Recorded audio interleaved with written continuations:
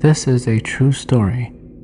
It was July 1987. My little brother had passed away when he was only 3 years old. Back then, my parents farmed a lot, so I'd be the only one babysitting him all the time. He had a physical condition, so even though he was 3 years old, he couldn't walk. I had to carry him everywhere. I was just a little girl, but he was my responsibility. Anyways, when he passed away, my parents wouldn't allow us to go see him. They said that kids couldn't go to funerals. But then the day that they buried him, my brother-in-law took me because I was the person who took care of him the most. That night, we were sleeping. I was in the middle between my sister and my cousin. I don't know what time it was, but it was definitely dark outside.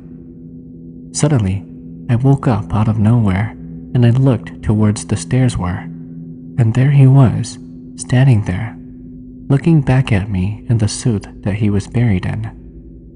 In one hand, he had the little cars that were buried with him. In the other hand, he had his bottle. You have to understand that I was just a little girl and I was so scared. I tried waking up my sister and my cousin, but they weren't responding.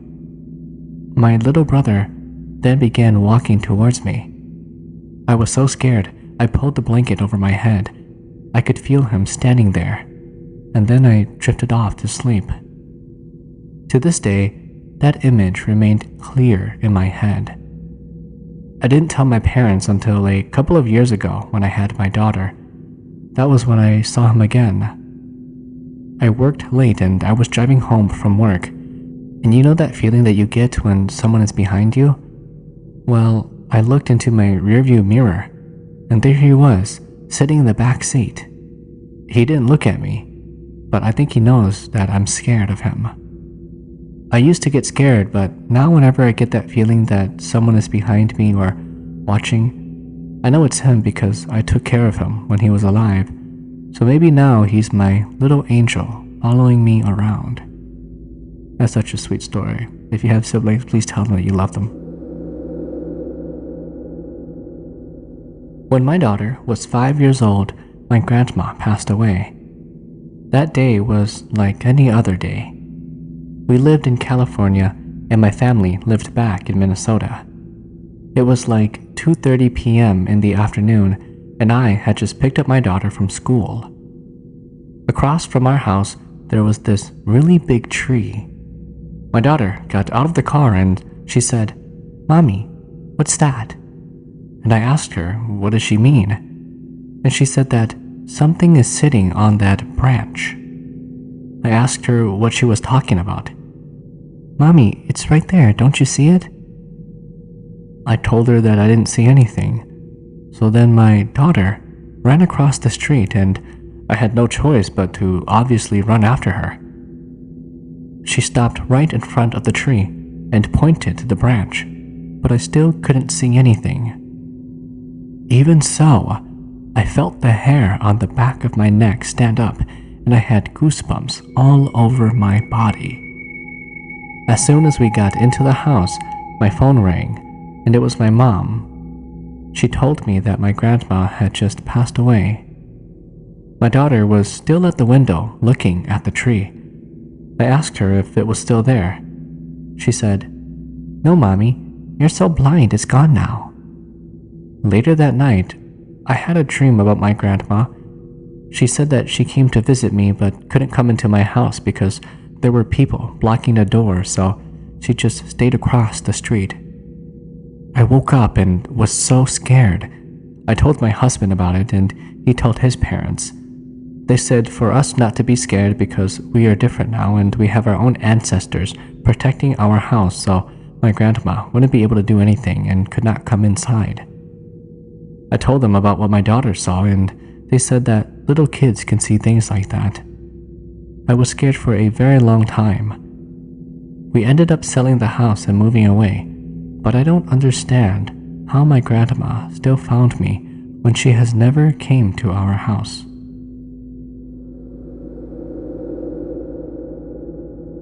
Interested in sharing your stories?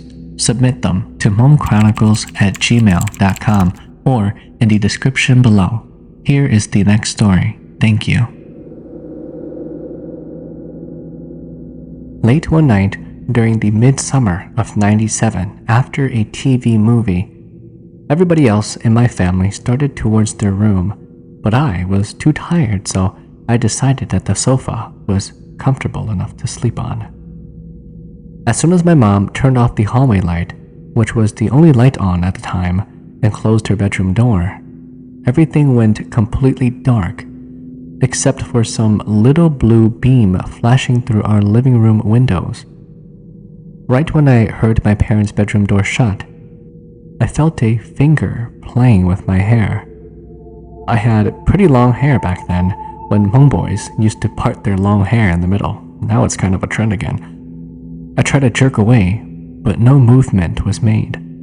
I yelled, but no noise came out. I knew then exactly what it was, and I tried to fight it off.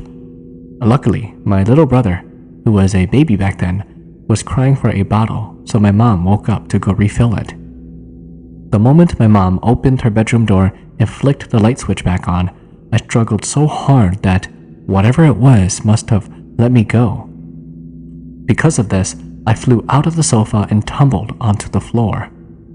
My mom looked at me and said, "Go to sleep. Why are you still hiding around in the living room?" I told my mom right then what I experienced. I know that she believed me, but other than that, she just told me to go back to bed. Talk about tough love, man. I remember that day very well. My younger brother and I were walking home from a long morning of squirrel hunting from our once large land of forest. We came upon an old dead tree. There's no leaves on that tree, and there were barely any branches. My little brother pointed at the tree and said, "You see that?" I looked, and all I saw was just an old dead tree. "The tree?" I asked.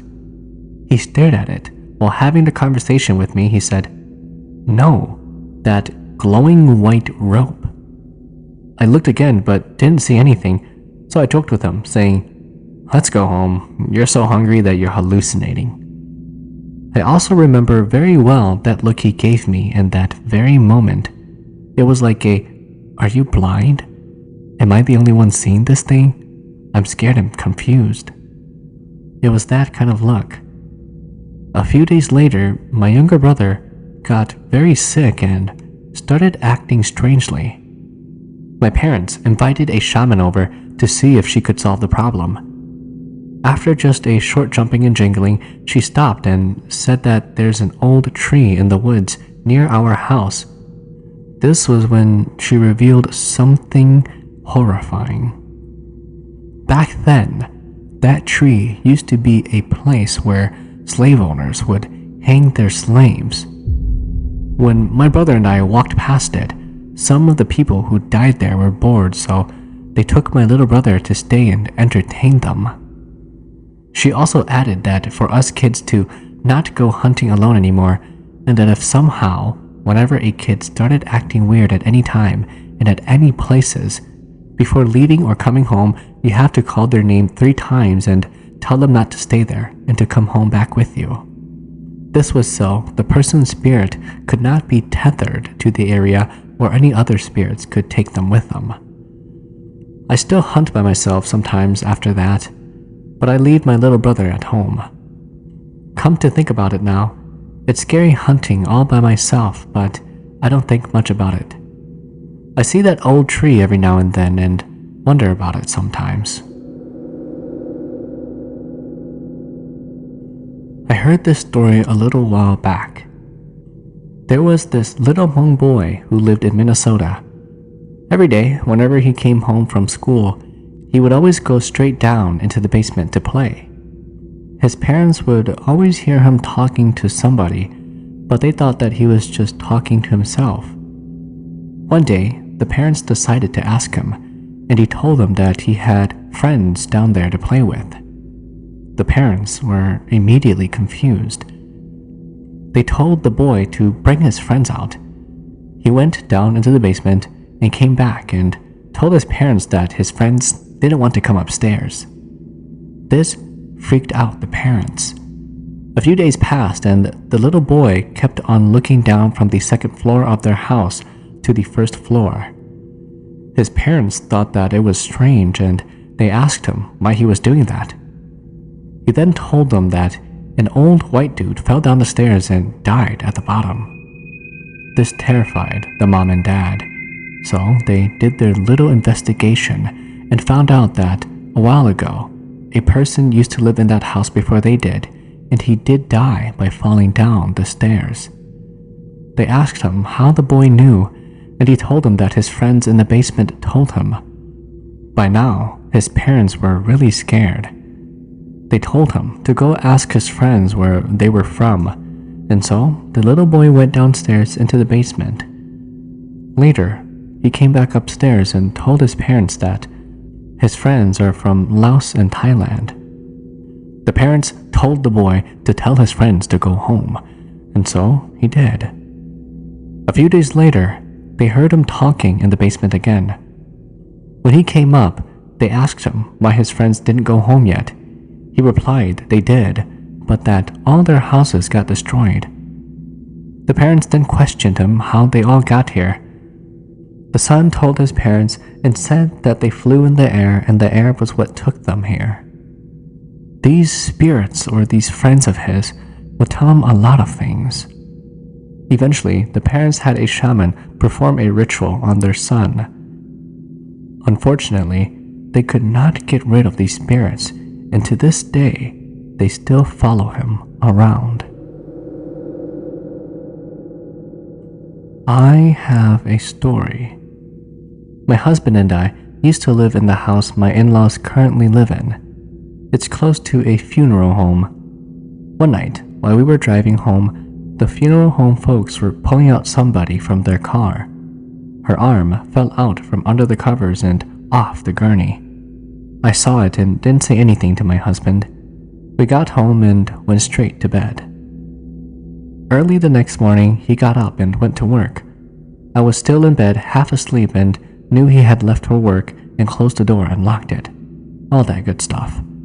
A few minutes later, I felt a presence in our house. I felt it walking towards me and then right up close to my bed where I was asleep. I couldn't move. I couldn't scream. I couldn't do anything. For some reason, it felt like that presence was the same dead person I had seen the day before. It felt that way anyways, like it wasn't Hmong. I was struggling and finally got a scream out. At least I was attempting a scream. What actually came out was a low moan. That woke me up and scared it away or something. I told my husband about it and he was like, "It's probably just because you were half asleep." Probably. Since that has never happened to me before and has never happened since. Another story. This happened when we were kids. One of my younger sisters was at that age where she was losing her baby teeth and her adult teeth were coming in. Well, one night, out of nowhere, she starts screaming and yelling and crying as if someone or something was taunting her. She kept pointing to it and crying and screaming. This scene scared the crap out of the rest of us kids because we couldn't see it. My mom grabbed a broom and started cursing at it and batting it away with the broom at whatever my sister was pointing and spitting at. Eventually, after my mom swept that thing out of the house, my sister stopped crying. Highway ghosts. My mom shared a story with me back when she used to work for a small factory company with lots of other Hmong parents, and they talk about these things all the time. You guys know how us Hmong people are. Well, they all worked second shift, and one night, a young Hmong lady was driving, just minding her own business, going back home late at night. Soon as she pulled up to a stop sign, right after getting off the exit, she looked over to her left to make sure that she's clear, then looked over to her right. That's when she saw a man sitting on her passenger side in the car with her. She was so shocked, so frightened, she forgot to scream. The old man asked her in a very empty, calm voice, Can you help me find my home?" He paused and then added, "I'm lost and very hungry. Please, do you have anything for me to eat?" The young Hmong lady started crying hysterically and sped her vehicle all the way back home. Afterward, she admits she doesn't remember when the ghost left. Maybe her hysterical cries scared it away. Anyways, her family did do a ceremony on her, and the shaman said that she'd be okay and that the spirit didn't mean any harm whatsoever. It was just lost and hungry and needed help. That's the first part of her story. The second part is that the shaman went to the location of the place where she claimed that she saw the man. The shaman burned 3 incense sticks with some joss paper and told the spirit to take the money and go buy himself some good food. He told the spirit that he might not already know, but he's dead and can never find his home ever again, and for him not to spend his time looking for his family anymore and just to go on and start a new life. After that, the shaman said that the old man died there a long time ago in a car accident, and since then have been looking for his family. After he said those words, he saw the old man, and the old man's face went sad and it looked like he was crying or trying, but no tears were falling out. Just like that, the old man's ghost disappeared. The shaman said that that was when the spirit went and reincarnated. May he rest in peace.